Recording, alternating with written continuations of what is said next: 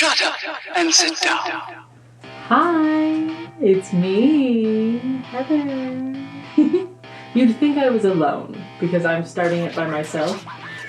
And technically I am because Sam's not here. But guess who is? My sister. Sarah. Yay! Bowling. Yeah, she's my little Goldilocks over there. Oh my goodness. So, this is Don't You Hate It. It's episode 21. Usually Sam is here. He's feeling under the weather. So, he's not going to be here. It's just me and my pretty little voice and my pretty little sister. She's my big sister, but you know. But I'm smaller, so, I will always be your little sister. You know what? It just works out that way. I'm so sorry. That's okay. No, we peaked. Should we just restart? No. It'll happen again. Sam can edit it. Okay. I don't know. So, we're going to be doing some tarot readings today and just kind of learning a little more about tarot in general. Also, I'm just sorry if this sounds really bad because I think I got it all sorted out. I checked the mics. We're looking good, but Sarah and I both have this thing where we laugh and we just naturally peak because it's like a and then it just goes like, ah! Yeah, we're pretty loud. Yeah, I don't know how to explain it. You know what? Loud household. Yeah. Loud parents. Very loud household. Loud to the point where there's the joke that the neighbors on either side of us move every couple of years. We get new neighbors, and we truly believe it's probably because we're so loud. I really think it is because it's us. I mean, It could also be because they're having babies and they need a bigger house. But yeah, still. everyone's having babies, having dogs, and what?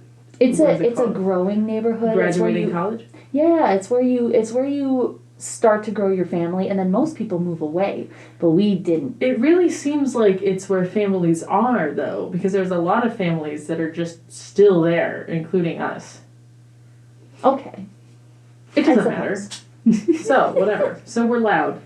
Get over it. Give us a break, guys. Come on. You come into my house, tell me I'm too loud? Get out. Rude. So, are there any general things you would like us to know about tarot? Sure. I would definitely say that, like most spiritual practices, a lot of it is tailored to your own personal practice, your own personal rituals that you develop, which is a funny way of saying ultimately that there are some key rules to tarot, but a lot of it and the way you read it is actually very much how you want to do it. So some of the things you're going to hear today with how I read my tarot decks is something that I came up with that works for me and how I read. It might not be how you read it or how the person on the internet read it, but that's kind of the point. It's supposed to be very tailored to you, very personal. So this is just me kind of explaining, here's how I came to how I started doing it, and maybe you'll get inspired by it. Yeah, I'm definitely interested in it, like super interested in it. I just haven't sat down and tried to get into it. Yeah. Because I got shows to watch and beds to sleep in, aka mine. That sounded weird. I knew what you meant, though. You were fine. like, I have sleep to catch up on. I have sleep to do. Exactly. I would definitely say that tarot takes mental effort and time. Yeah, there's just so much, like, intention you have to have behind it that I'm like, I can't do that right now. My brain needs a break. Well, I will say I kind of started with astrology just kind of as a passing fancy, oh my gosh, probably a decade ago at least. And I guess so. Yeah, when I was about like 10. It doesn't matter. But 10? Yeah, I got that Hold book. on. You got into astrology because of... Oh, wait, astrology. Astrology, yes, there you go. I was like, you didn't care that you were in Aries. I was just kind of passing fancy, and I just kind of liked it, and it grew on me, and it sort of, gateway drug to tarot and crystals and all the other fun things that Crystal we kind of meth. think of as Sorry. that we think of as kind of witchy stuff. But tarot kind of really stuck for me because it's very intuitive And a lot of it, for me, is the connections and the understanding we want of other people and within ourselves. Got it. What do you think the stigma is behind, like, witchy people in this day and age? That it's a waste of time and it's ridiculous. That it's... Yeah, like it's not real. Yeah, so for partly that, and then also the idea that, I mean, there's always going to be some people who are, like, very religious and are going to think it's still, like, witchcraft. It is in a really negative sense. Black magic! I know, but I mean, considering we have Satanism and everything, and, you know, it's fine. Like, they're just normal people. I mean, I've always heard that paganism is, like, a negative thing. And I was like, who said that? Yeah, that's the church right there. The church said that. A lot of things that we think of as, like the devil with his pitchfork, that's actually a very pagan symbol. The pentagram that's on everything, especially for Halloween, that's actually, that is marking how Venus in, like, the sky moves. And it moves in this kind of 5-pointed star pattern. And so Venus is actually, in the pentagram, is actually representative of the divine feminine, which is a very pagan thing. We have different holidays. Think of, oh gosh, All Hallows Eve, stuff like that. Those are days... Otherwise known as Halloween. Yeah, exactly. But that was a day where the divine feminine and fertility ceremonies would take place. And because the church is, hates women, ultimately, they made that into a negative thing. And they really pushed it upon people so much that that the idea of paganism is inherently thought of as bad when really it isn't. It's just not Catholic or Christian. Yeah, there was a Supernatural episode. I used to be really into Supernatural. There was a Supernatural episode that had these two pagan gods that were that were taking over like a couple's bodies, and they were eating people. And I was like, so paganism, bad. And then I was like, oh, it's actually just, it's fine. It's fine. Supernatural is just based on the monotheistic Christian religion. Moving on, ultimately, paganism is fine. And it's a perfectly, legitimate, there we go, a perfectly legitimate way to, practice faith, practice spirituality. And I think tarot and crystals and that sort of recurrence in pop culture is a reflection of people kind of going, well, there's more than one way to do things. There's more than one way to feel connected to people. Sorry. What? There's more than one way to skin a cat is a really weird saying. It's fine. You started saying it and I went, I know how that goes. Who wants to skin a cat? No, please don't. No, that's why. Who would want to? Sorry, not who wants to. Raise your hand. Sorry, go on. No, please don't. Actually, raise your hand so we can put you in jail. But that's on it. Yeah, I would like people to volunteer to go to jail because they think that they're just going. Yeah, I do it. Don't you? And I go, you sir, you're gonna go away for a long time. This podcast is going in some strange direction. It doesn't matter. Okay. When have we ever been on track? That's a very good right. point. You've never listened. I'm sorry. You've never listened to an episode. I'm sorry. To be fair, I really thought that the podcast was your radio show recorded for podcast, so I'm very sorry. I know, that's no excuse. It's fine. I think you're lying, but we'll move on. Okay. Okay, are there any, back to tarot, circling back, are there any, general tarot spreads that you like to do to figure out, just to answer, a yes or no question? Kind of. So I actually never have people ask yes or no questions because I think these are very subjective and they're meant to tell a story. They're meant to give options, give opportunities for how to solve a problem, how to understand a problem or a situation. So I don't actually have them ask yes or no questions, but what I do, I will have them either set out 1, 2, 3, in any order they wish, in any layout they wish, but ultimately the 1, 2, and 3 are past, present, and future of a situation. So if someone said, I want to understand why I'm struggling with body image issues right now, that might be a good way for us to lay out that, because it's not an action plan. It's not asking, how do I get past this period that I'm going through? It is, how do I understand it better? How do I understand the origins of this issue better? Okay. So that would be the first one. And then the second one, kind of more of an action plan, how do I get through this process, is going to be almost like an arrow, is kind of how I view it. So which it's 5 direction cards. should I be taking? Like, which road should I go down Yep, to try to feel, like, should I feel, like, do I have to, what is it called, when you confront something, like, head on, or just, like, let it happen, like, it will pass? Well, that's kind of what the cards would tell you, right? I'm trying to... That's definitely how this second pattern would work. So I generally have them pick out 5 cards, and in doing so, they can lay it out in any way they wish, and Which? well, whoops, but by doing so, then that also tells me quite a bit. So if you lay it out 1, 2, 3, 4, 5, but you put, I don't know, you do it in a circle, then that tells me that your decision making is going to lead into itself. It's going to be cyclical. It's not going to lead you in only one direction. It's going to be connected to the beginning of it, as of your decision as well. Okay. So it's stuff like that, where not only the way in which you pick the cards, but the cards themselves both are a part of how I read it.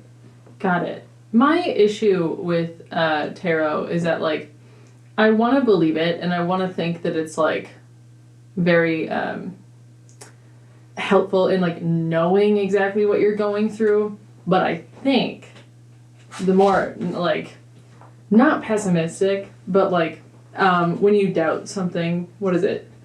More. I don't know. I'm sorry. It's like when people are skeptical. Got it.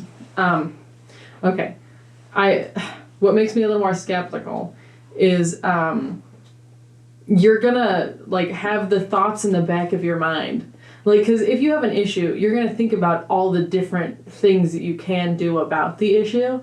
And so when you get a card and you can interpret it in literally any way, and then you're, like, you think about, you try your hardest to relate it to the thing that you're already thinking, then you're like, damn, the cards know. And so that's my problem with it. But, like, at least it's helping you map out something that could be, like, a good answer. Because I feel like it's not the card telling you what's going on, like, oh my god, it knows, but you know, but you're just not thinking. You need someone to tell you first. And so when you act like the cards are telling you what you're thinking, then it's going to give you an answer, and you're going to be able to act like it's someone telling you what's right or what you should do. I think that's a very good way to look at it, actually. Which doesn't make it a bad thing. It doesn't mean that it's completely, like, fuck, I'm forgetting all words. It doesn't mean that it's completely useless. Like, it's still, like, you're getting an answer.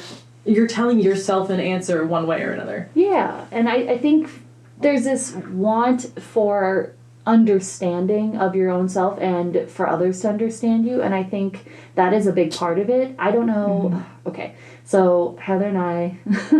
we used to take so many personality quizzes, mostly me.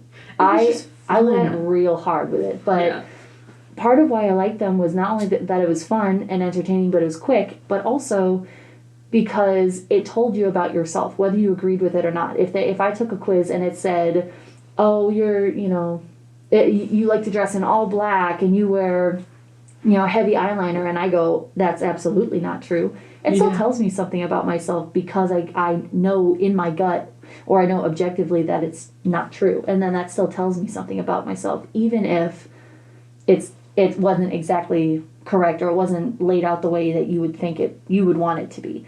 Yeah. That's kind of a weird way to explain it, but I sort of view that I view that in a lot of different things, including astrology and tarot. So with tarot, a lot of times if I pull a card and it's talking about, oh, well, this is a card that typically represents, maternal values, represents, pregnancy, represents fertility and lush circumstances in your life. And I'm like, well, that's not true. I'm dead broke and I, have issues with my mother and I have da-da-da. It still tells you something about it. And so that's no, I'm barren. But I do think that part of that is for the reader. So when they tell you, for example, for me, it's sort of like I'm weaving together themes across the cards. Because you're not going to have, not every single thing those cards can relate to is going to relate to you, but there will be common themes among them. Yeah. And so when I can weave a story together, I can kind of understand similar themes and go, is this something that you're dealing with? And because these themes are so innate to human nature, they generally do, and they do stick, and they make you reflect and think about your own life. And I think it's helpful because it is a mode of just starting that reflection. That was a lot of words. That was a lot of words. That was a lot of words. I'm sorry. It's okay. I will try to keep it concise. I know. Did you want to try to dang it, I think I'm messing things up. Did you want to try to okay. So that's just not working. It's fine. Whatever. Sorry, I just tried to put some earbuds in so I could hear, but I can't. So, sorry, Sam. You'll have to edit the little peaks. So sorry. No, I'm so sorry. No, it's fine. I'm doing this for the first time. I'm struggling, guys. I'm sorry. So, do you want to try? Is there anything that's not too invasive? Yes. So I would say, for instance, something that I know is happening is we're about to go through an eclipse season. So eclipse seasons are generally times where you're trying to let go of things and you're trying to that you're holding on to, or different habits, different worries, fears, that kind of thing. But also that you're really setting up protection for yourself, emotional protection. And kind of energetic protection, so just ways to make sure that other people's bad days doesn't affect you. Oh, yeah. Just focusing on yourself. Yeah, and versus when people talk about manifestation, don't do that during an eclipse. Ultimately, because don't do it. Jeez. So generally, manifestation should happen during a new moon because it's the beginning of a cycle. Yeah. Whereas on a full moon, it would be a little different, but because it's an eclipse. Yeah, you really need to be kind of careful. Don't manifest during those times. But since it is about to be an eclipse season, maybe we can do a tarot reading that is dealing with letting things go, how to go about letting things go, what to let go of, that kind of thing. What to let go might be a little too personal. That's what I was thinking. I was like, ooh. So I definitely ask who, what, when, where, and why questions, or how, when I'm asking you to come up with an idea. And one of the ways I actually read is I have the person I'm reading for, I want them to come up with the question, the open-ended question dealing with that topic, but I don't actually want to know what the question is. That way I'm kind of a blank slate when I'm reading it. When I pull in the cards, I go, oh, interesting. And then I can just weave the tale together and see if that actually relates to them. Okay. I would think I wanna do some kind of career thing. A career thing? But I don't know what question I would ask. Because I can't go where should I go? And then the car goes, yeah. Texas. Well, you could do something, instead of a where should I go, which is very specific, do more of what should I leave behind? What should I leave behind to get to my career? Yeah, what can I let go of that will help me move forward in wherever I need to go career-wise. So that would be a good one. Yeah, sure.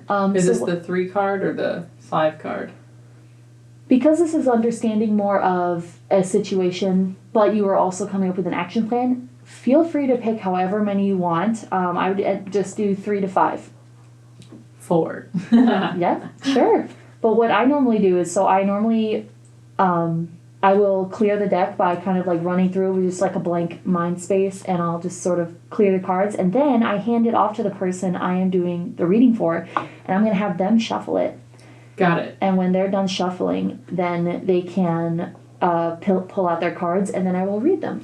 Got it. My question. Yes. You know how someone will get like a reversed card, which is just when they draw the card, but it's upside down? Yes.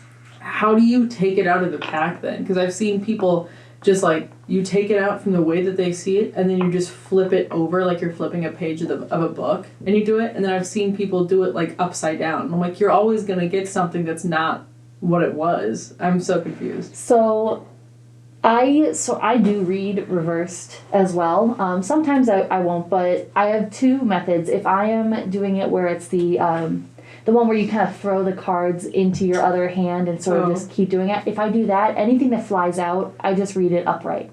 Okay. But normally what I do is I will take them and I will spread them out in a line, and I'll just kind of feel out which ones are right, and they can just pull it out however they want. They can book turn it, or they can flip it upright, whichever they feel like, and then we read it from there. Okay. Yeah. So would you like to shuffle, thinking of your what do I need to let go of to, get where I am going with my career? Yeah. Yeah. I'm just gonna keep talking, and then you can waddle that over here, because I want my cards. I want my cards. Arby's. We have the cards. I don't think I can do the throwing one. Don't do the throwing one. I wouldn't recommend that. I would recommend the splaying it out in a line. It's almost like when people do that like 52 card pickup and they just throw it. So we want them all flat, but I would just spread them out almost like you're fanning out magazines. Oh. That was a better way to describe it, fanning out magazines. Magazine fan. Oh yeah. That's a very dated reference, isn't it? I guess so. I don't remember the last time that I've read a magazine. Or, not read. Looked at the pictures. That's what a magazine is. I can't read. Okay. Did you shuffle did I do that? a good... Oh, I forgot to shuffle. I just went straight to splay. Well, that's okay. Well, I can talk if you want to think about your question while... It's just... What do I need to let go of? What do I need to let... what am I letting go of in this period? What am I letting forward? go of in this period? Yeah. What am I to leave behind in order to move forth In your career. in my career? I want to know. You tell me, please.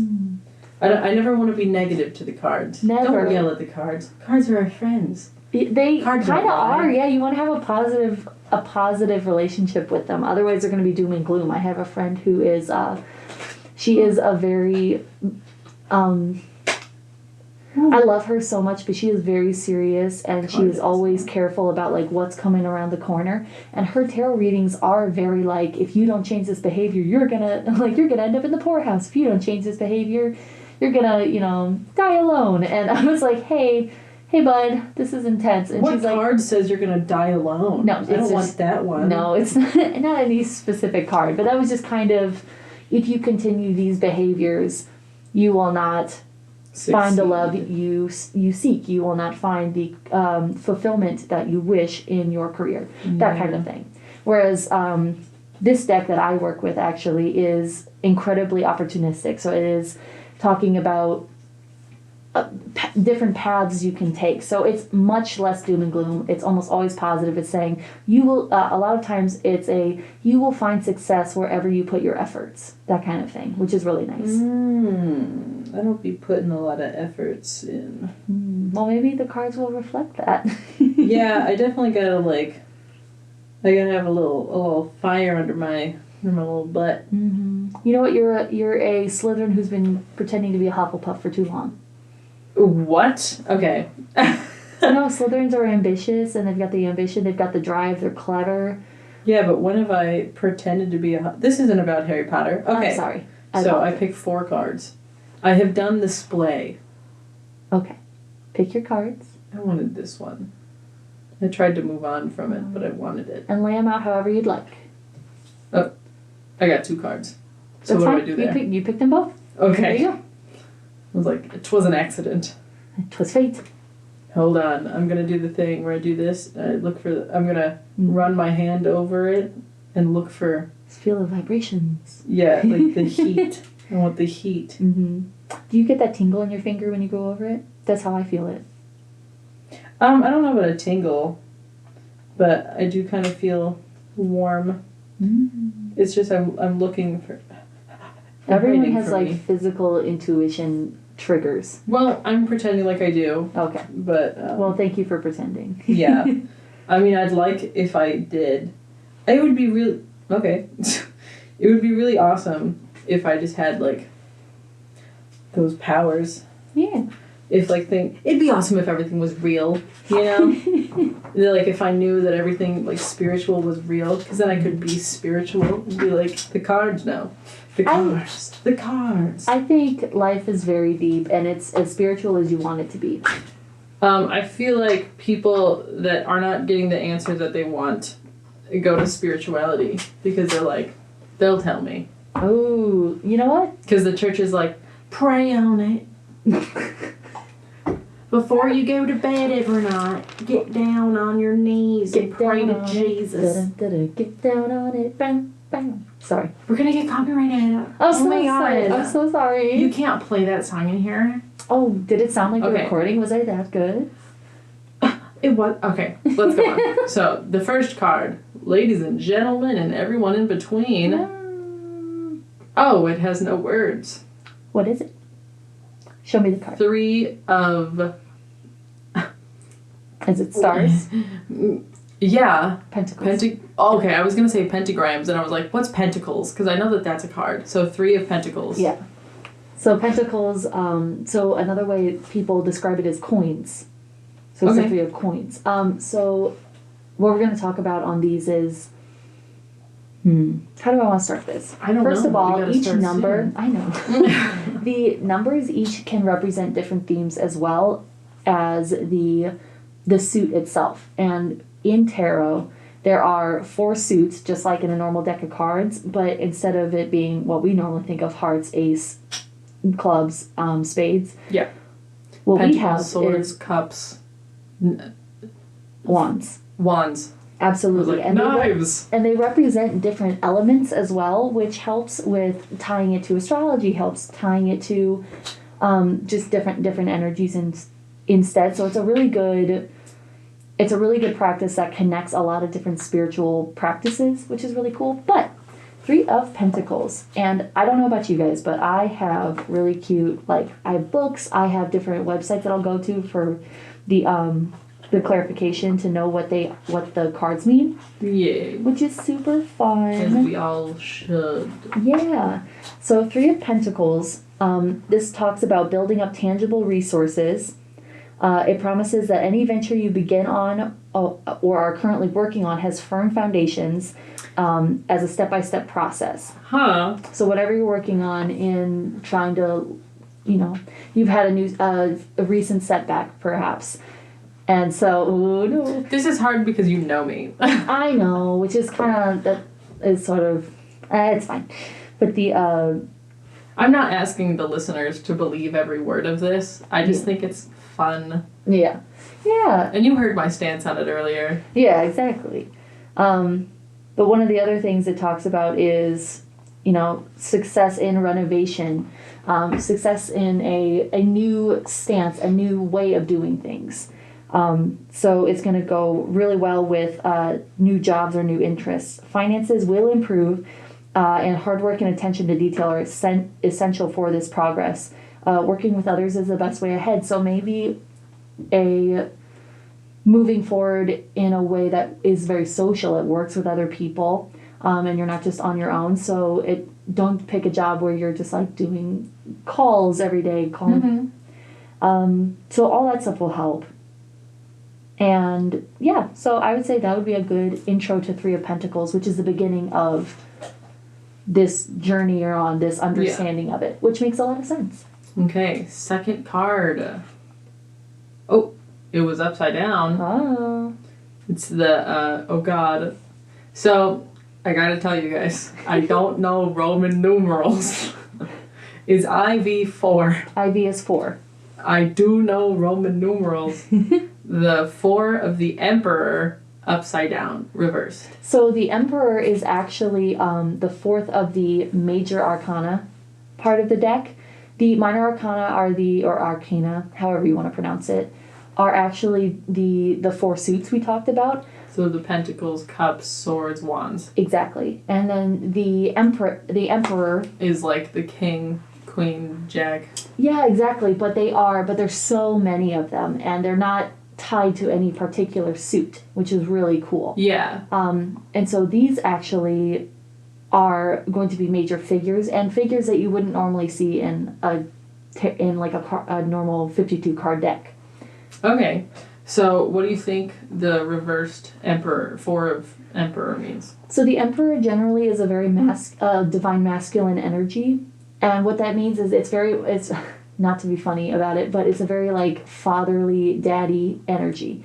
Why would you say daddy energy? I don't know. You said fatherly energy. But daddy is in like not in a sexual way. You know what I mean? Okay. Like, My God. Okay. But in a very paternal, loving, friendly way. Awesome. It is generally it's someone who makes rules, makes standards for what's going on in their life. So with an upside down or a reversed in this case, as we call it, someone to emperor, guide me. And you're lacking those rules and those because it's reversed. You're lacking the rules. You're lacking the structure. Mama, you know what need. I'm talking about. And you also are maybe lacking that guidance, like you were saying. You're needing that structure and that guidance from somebody, or it could mean just even from yourself. You're not. You don't have that ultimately. Damn. So that is we've talked about. You really just read me my rights. I'm sorry. No, it's fine. So we've got the 3 of Pentacles talking about needing to do a renovation. You've suffered a recent setback and you need to take a new change. The Emperor is talking about you're really kind of giving you some insight as to why that has happened. It's because you don't have structure, you don't have guidance that you need. Got it. Yeah. Okay. I hate things telling me that I need to work harder. Because I know. Stop telling me. Okay. 3rd card. Are you ready? Mm-hmm. Another reversed. King of Pentacles. King of Pentacles. So another Pentacles one. Isn't that a thing? I was on Pinterest. A thing when you get a lot of the same suit? Yeah. Yes. So I saw these like little tarot hacks or something when I was on Pinterest, like I said, because why not, you know? Yeah. And it was telling me, like, sometimes, I don't know if I'll find it. Yeah, okay, it's literally right here. When several Pentacles cards appear together in your tarot spread, they could highlight career or money, but may also suggest that a steady and methodical approach is required now. Wow. But it's reversed. It is reversed, so we will talk about it. So, King of Pentacles normally would deal with like a singular person or you having stability and being practical, having material security. Again, it's another figure that's like the ideal husband, father, grandfather kind of person in your life. So you're kind of lacking someone who offers you that reliability and that financial stability. Because if it wasn't reversed, it would be that I do have someone. Yeah. So because it's reversed, you don't have that, maybe you don't have that example set in your life, so you never got to learn it, or you don't, you yourself do not have that material security, that financial security that would help you grow and help you get where you need to go. And so maybe the next step would be getting that financial material security, and that will help you end up being able to go towards whatever career path you would like. Another part of this is it talks about, normally when it's upright, it talks about an obsession with making money and that's all that matters in life. Obviously, that is not the case. It wants to warn you not to focus too much on money, but that it is necessary for your growth. Yeah. So that's where we're at. Well, I just stopped donating plasma because it was terrible, but I was getting money. And I was like, they gotta steal my blood because of money. Well, and then I got too grossed out, and it got really bad, and I stopped. Oh, no. Yeah, whatever. I just got another raise, so woohoo. And then I'm gonna have that holiday pay, so. So maybe that's another thing that this card can tell you then, with that insight that you just told us. Maybe we think about it in a way like, this warning is talking about don't sacrifice your own safety and security for money. Just let money support you. Okay. And like, I guess that's kind of a weird way to put it, but finding balance between the two. Yeah. Yeah. Okay. Last card? Yeah. Last card. Again, reversed, the Magician. Ooh, the Magician. So that's another major arcana card. So I have 3 major arcana cards. No, you have 2 major arcana cards and 2... Oh, because the Pentacle Knight cards. of Pentacles is like the 10 of Pentacles? Yes, it's still part of that suit. Okay. Absolutely. Okay, so 2 Pentacles and 2 major arcanas. Okay. But And they're both reversed. So I lack structure. Got it. the Magician is the first... so it's technically the first kind of character that is in the... Or, I guess, figure. There we go. That is in the major arcana is the Fool, which is like number 0. Number 1, which is the second one, is the Magician. Oh yeah, it does say 1. Yeah. Sorry. Also, very funnily, I actually have a 4-leaf clover that's been pressed right next to the Magician. And 4-leaf clovers is kind of your thing. Yes, it is. Which is hilarious that that's just like, that popped up. Anyways. Yeah, I'm laughing my ass off. The Magician, so again, this is reversed. But the upright Magician would normally be creativity, ingenuity, ability, and the need to think outside the box. So right now you're lacking that creativity, ingenuity that I didn't that you need have. this. I'm so Shut up.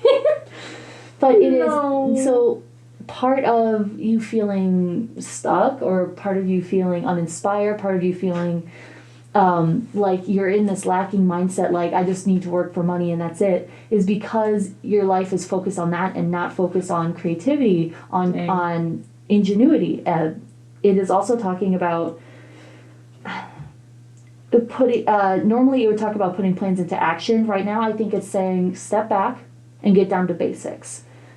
Find something that is good for your brain creatively, and that's good for like your kind of soul, your heart. Make sure that you are feeling alive, but also that you stay alive. So have that nice balance between the two. Yeah. Don't go big or go home on either of them. Just balance. This is the biggest example I have of exactly what I said earlier, where it's like things that I already know, but like it's just someone telling me. Basically, that's what it feels like, is it's just someone telling me, because I know it's cards and you can come up with whatever, but what I'm thinking about is literally my creativity and the lack of structure that I have, and then like the time it's going to take for me to get there, and the fact that I'm focused on making money right now rather than trying to launch myself forward. I'm only going for what I need to do to get ahead right now, just to support myself so that I can live, and I'm not thinking about how I'm supposed to start my career, which is what we all should be. A little tangent at the 40-minute mark. College has become a place where you have to fight to survive, and then after you can work on getting to your career of your choice, if you even make it there. Because usually you're so far in debt, you already started a job your senior year maybe, and then you're like, I need to stay here as long as I can so I can keep making money to sustain myself, and then you can move on to the thing that you want. Because right now I'm trying to make enough money so that I can afford the apartment that I'm in, and that sucks. It sucks, because I'm supposed to be going around and learning things and going to classes that will teach me what I need to know. This is part of why college isn't as accessible still. People think, oh, well, there's so many scholarships and grants, college is of course accessible to more people. It is, but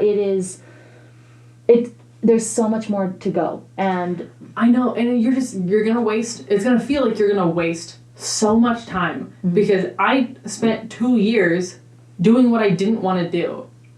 I was doing plan B because I couldn't do my plan A. And then now I'm finally able to do my plan A, and I have to start all over again. And now I have to start all over again from that because I took the wrong fucking class. Because I did something that I thought was gonna help me, and it turned out to just be like a random class that I was taking. And I was like, I don't need this. Yeah. Well, coming from someone who has gone through a similar experience, I spent the first year just getting basics done, just kind of exploring, taking fun classes. Yeah. And not fun just like, oh, la-di-da, I'm going to take gym. No, which, you know, there's nothing wrong with that. But I was really trying to explore what I liked, and I had pretty good grades, and I was meeting new people, and I was really exciting. In sophomore year, when people kind of, the excitement died down. Yeah, it's not people trying to find where they're supposed to be. It's people going, okay, I need to take this class next, and take this one after that, and have everything planned ahead of time. Yeah, and I do think that sophomore year there was a little bit more of a stress to figure out something, just pick something. And I did, and it was wrong for me. It just was. And junior year... Yeah? And junior year, sorry, I got lost. So Sorry, year, I was just fiddling with the cards, just thinking about everything, and then I pulled the tower.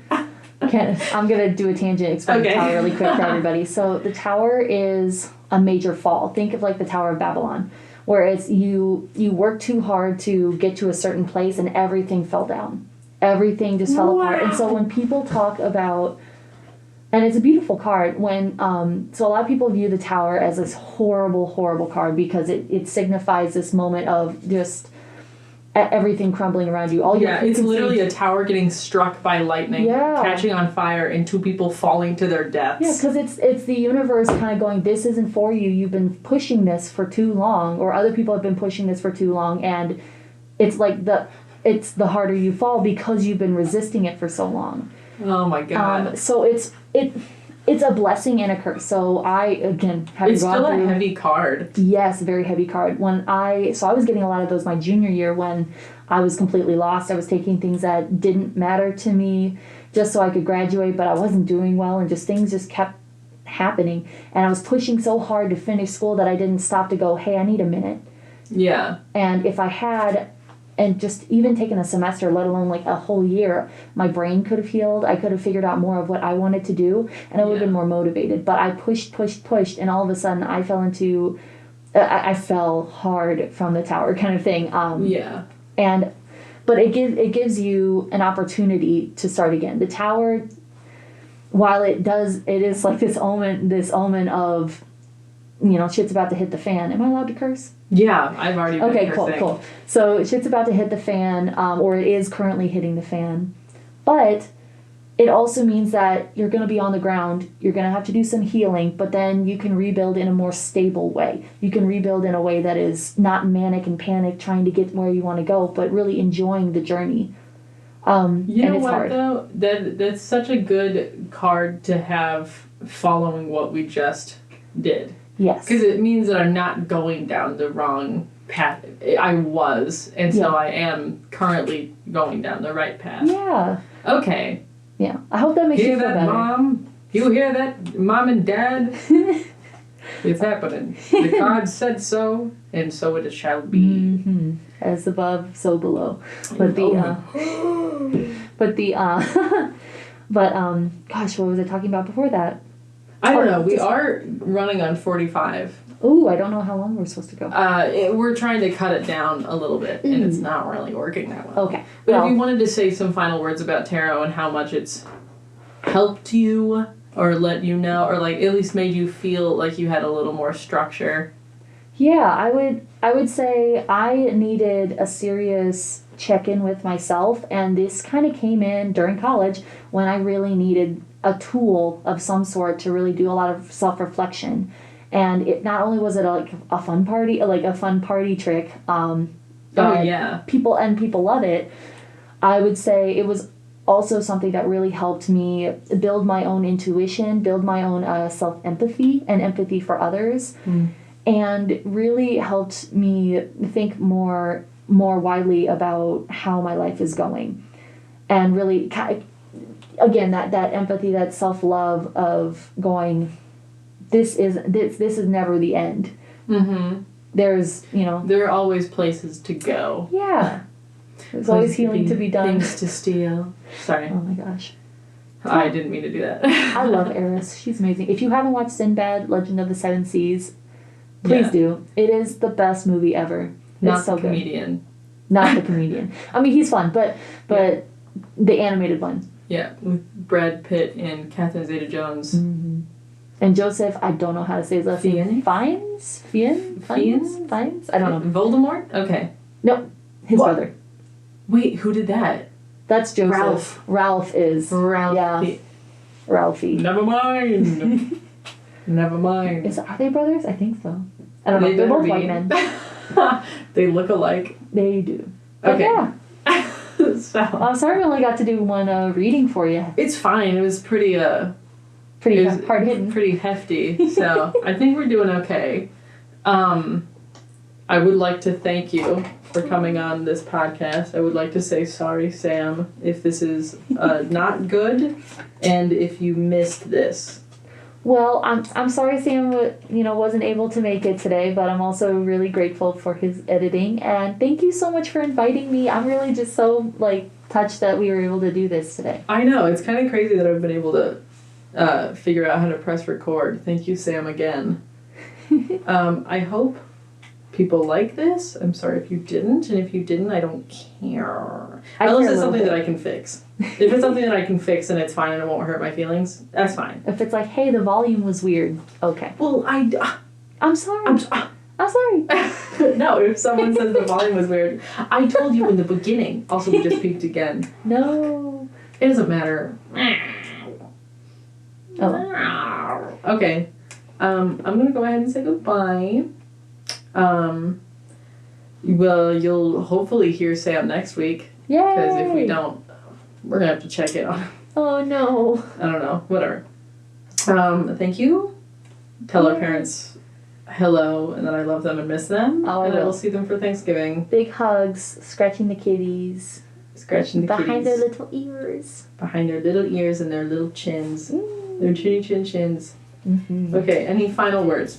I love you very much, and you're my favorite person. Damn. Well, there you go. You heard it, people. I'm the favorite. Goodbye. Bye. This is Don't You Hate It.